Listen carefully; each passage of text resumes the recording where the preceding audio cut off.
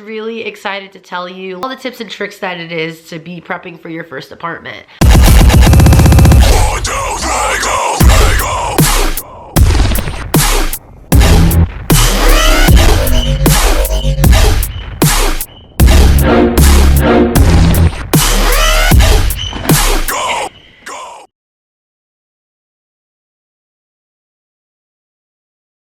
Hey guys, welcome back to my channel. My name is Lexi and we're going to be talking everything apartments today. If you're new here, welcome. My name is Lexi and I'm a corporate raver. So I am a work girly by week, party by weekend type of girl. Just got my new apartment. So yay! Got my new apartment. Now I wanted to help people who are in the search for looking for their apartment. Also, if you guys are wondering, this 3-piece set is from Fashion Nova and I will link it down below. And although I love rave content, I am transitioning into this new part in my life where my channel is going to be a conjunction of rave content and home content. So this is the first home video I am dedicating, which is the apartment search.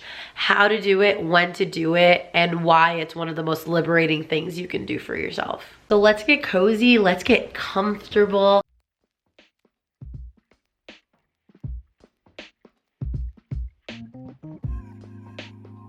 Congratulations on your search. The first step of this whole thing is planning your future. I would say the best amount of money to have saved for an apartment is between $8,000 to $15,000. And I say this because of security deposits, first month, utilities, internet, phone, all that stuff. Thinking about more of a lavish apartment, see if it's in your budget, because you want to put at least like half of your rent, half of your paycheck toward your rent.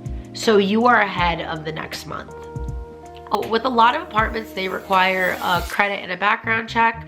If you are a person who struggles with your credit, just know that they are looking at your number, but they are also looking at how many on-time payments you have. So if you have like about maybe like a 675 or above and they look and all your payments are on time, chance that they will give you that apartment depending on availability and first come first serve. I personally think that some of the best apps to use is apartment.com, Zillow. I just think that being able to, whether it's a house or whether it's an apartment, they send you listings that go up instantly through your email or your phone or like however you want to be notified. And I think it's a really good way to see like what is available, what's not available, what goals you want to work toward, and what your dream apartment is. I know that I didn't have to deal with broker's fees because I went through the actual apartments. There lives in the complex right up the road from me, so shout out to Grandma. A 1-bedroom, a studio, and a 2-bedroom. Those prices will vary, so the cheapest option that you could look for is either a studio or a 1-bedroom depending on your budget. I love to have company over, so I invested in a 1-bedroom. Love it. It's my home. Never lived on my own before, so I moved out at the ripe age of 30. I will be 31 this year. I moved out in the summertime, which was a really hot adjustment because like our apartment didn't come with AC units. So we fanned it up. We got this place rolling. People are gonna tell you that you don't have to furnish your apartment within moving, but I am an artist and like I love to see things put together. So if anybody tells you to take your time furnishing your apartment and you have a gut feeling that's saying no, listen to your intuition. You are going to open yourself up to so much freedom when you move out. For an apartment, you have to look at all your transportation options.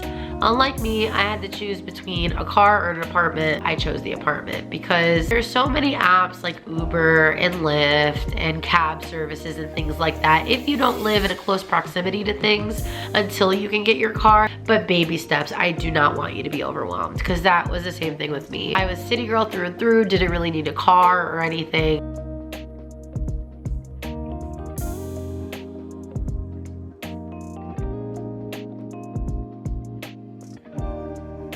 Also, it is important to check for red flags in your apartment. good to look in person and to view your space that you are potentially going to be living in, whether they show you a model or they show you that, like in my instance, like my apartment was being renovated, so we saw one that it was comparable to my apartment.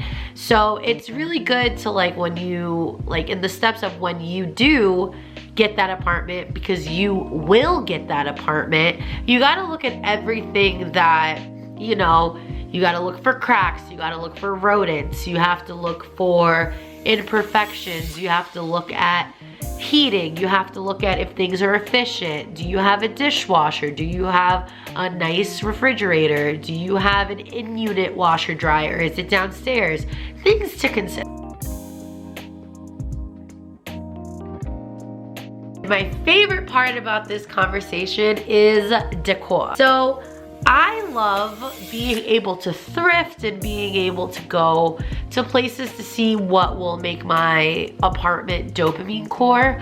I think the cool thing about being able to live on your own is the shopping for your apartment. Guess I'm getting in my hosting era. Self at least 2 to 3 grand out of the 8 to 15 that you are saving. I would say put at least 3 or 4 away for decor itself. And also too, don't be ashamed to use a payment plan or see what refinancing options you have. The stores I love to shop at is IKEA, Walmart, Target, and let's not forget my beautiful bestie, Amazon.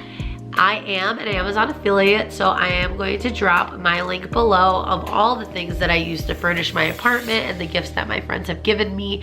And I hope you enjoy my little checklist of the things that I use to furnish my apartment.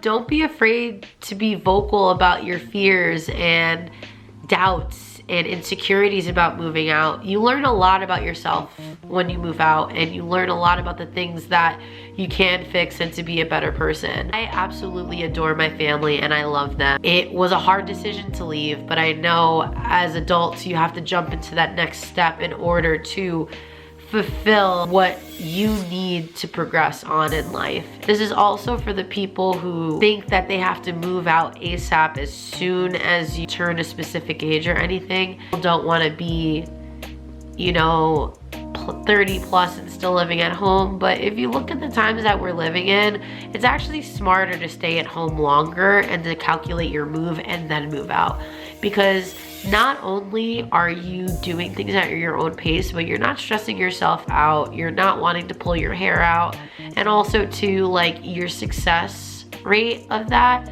is a lot higher than you saying, you know, F it, or this and that, and then going for something and then you can't keep up with the rent and you can't keep up with things, and just a stressful situation overall. If you got to the end of this video, thank you so much. And some things that you should remember: budget, positivity, manifestation, hard work, and research, baby. Your apartment may not be perfect, but you are what makes it perfect. Embrace the experience because you are reclaiming your life. This is such an exciting experience, and like, I'm happy that you guys got to this video, and please like, comment, and subscribe. If you have any questions, let me know. I am going to put a link to all the things I got on Amazon. And if you say what you like, say what you think, and if you have any tips for people who are living on their own or about to live on their own, let's have a conversation. Comment below. Until next time.